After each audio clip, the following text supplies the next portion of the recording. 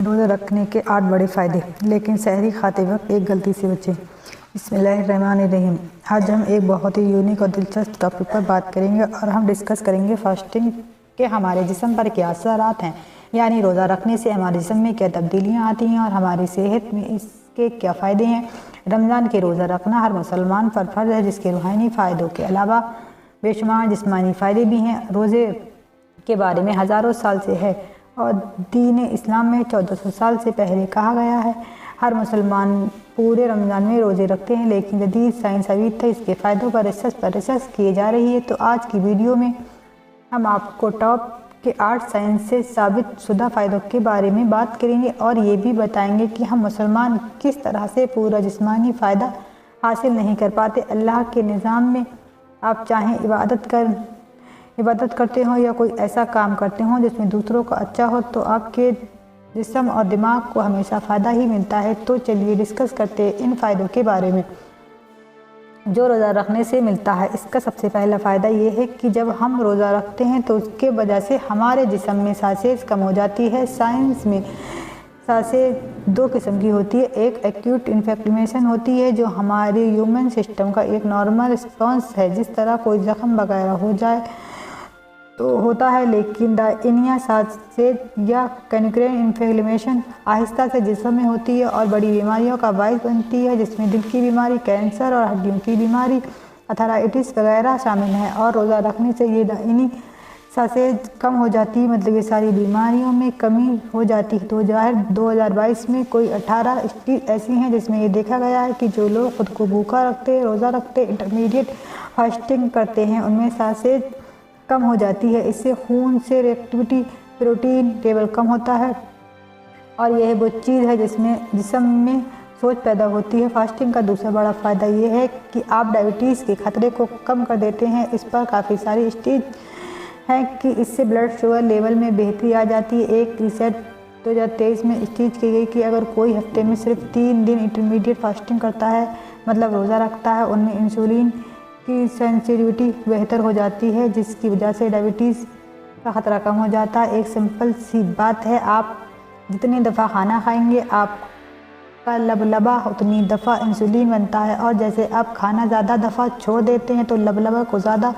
Insulin नहीं बनानी पड़ती, जिसकी वजह से उसमें मौजूद बीटा सेल्स का कम बेहतर हो जाता है, इंसुलिन रेजिस्टेंस कम होता जाती है और शुगर लेवल आपका बेहतर हो जाता है।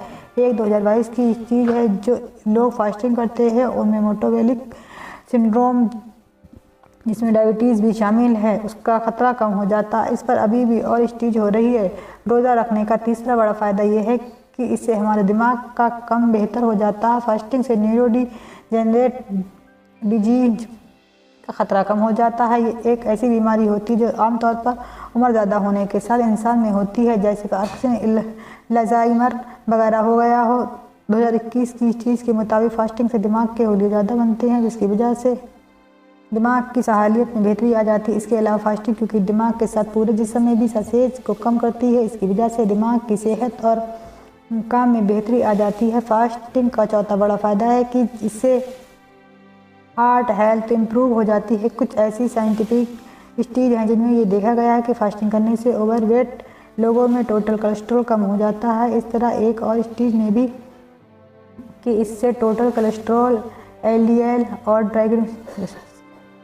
ट्राइग्लिसराइड लेवल कम हो जाता है, जिससे कार्डियोवैस्कुलर डिजीज के होने का ख़तरा कम हो जाता है। रोज़ा रखने से 5वां फ़ायदा ये होता है कि इसके आपको वज़न कम करने में मदद मिलती है। एक 2015 की स्टडीज के मुताबिक अगर आप फास्टिंग करते हैं तो 12 से 14 हफ्तों में आप अपना वज़न 9% तक कम कर सकते हैं। इसी स्टडीज में ये भी देखा गया है कि फास्टिंग से चर्बी भी कम हो जाती है। अगर आप अपनी खुराक कम करके वज़न कम करना चाहते हैं तो स्टडीज के मुताबिक बेहतर हो रोज़ा रखकर वज़न कम करें, क्योंकि फास्टिंग से मेटाबॉलिज्म बूस्ट हो जाता है, जो हमारा जिस्म अपनी एनर्जी ग्लूकोज की वजह से जिस्म में मौजूद इज़ाफ़ी चर्बी से लेने लग जाता है। इसकी वजह से वज़न कम हो जाता है। रोज़ा रखने का छठा फ़ायदा यह है कि इसके मुख्तलिफ़ किस्म के कैंसर का ख़तरा कम हो जाता है। इससे ट्यूमर की अफजाइश कम हो जाती है और कैंसर का इलाज में होने वाली केमोथेरेपी के बाद टॉक्सिसिटी पैदा होती है, जो जहरीला मवाद जिस्म में पैदा होता है, जो फास्टिंग से कम हो जाता है। कैंसर में इसके फ़ायदों पर अभी भी रिसर्च हो रही है कि किस तरह से और किस टाइप में इंसान कितना देर तक भूखा रह सकता है, लेकिन फिर भी ये कैंसर होने के खतरे को कम करता है। इसका 7वां फ़ायदा है कि इसको ग्रोथ हार्मोन ज़्यादा हो जाता है, जिससे मेटाबॉलिज्म बूस्ट हो जाता है, जिसकी वजह से वजन में कमी और मसल स्ट्रेंथ में इजाफा हो जाता है। ऐसी काफ़ी स्टेज है कि रोज़ा रखने से ह्यूमन ग्रोथ हार्मोन्स में इजाफा हो जाता है। इस वीडियो में रोज़ा रखने का 8वां फ़ायदा है कि आप एजिंग प्रोसेस स्लो हो जाता है, इसकी वजह से बूढ़े जल्दी नहीं होते, आपकी जल्द बेहतर हो जाती है, जिस पर पूरा डिकोसफाई हो जाता है। और हमारा जिस्म रोज़ा रखने की वजह से जब हम खाना नहीं खाते तो जिस्म में फैट्स बर्न होने लग जाती है। इसके अलावा रोज़ा रखने से स्ट्रेस हार्मोन कम हो जाते हैं, जिसके बाद आपको नींद अच्छी आती है, डिप्रेशन कम हो जाती है। अब इसमें एक गलती ज़्यादातर लोग ये करते हैं कि वो शहरी इफ्तारी में बहुत ज़्यादा ओवरटिंग करते हैं, मतलब वो बहुत ज़्यादा खा लेते हैं, जिसकी वजह से ये फ़ायदे कम मिलते हैं। जितना खाते पीते हैं अभी है, आप उतना ही खाएं, ज़्यादा ना खाएं। इस तरह आपको ये सारे फ़ायदे मिलेंगे। रोज़ा बहुत ज़रूरी है दुनिया और आखिरत के लिए। इसी महीने में पूरे रोज़े रखें, अल्लाह पाक को राज़ी करें, खूब दुआएं करें और हमें भी दुआओं में याद रखें। अल्लाह हाफिज़।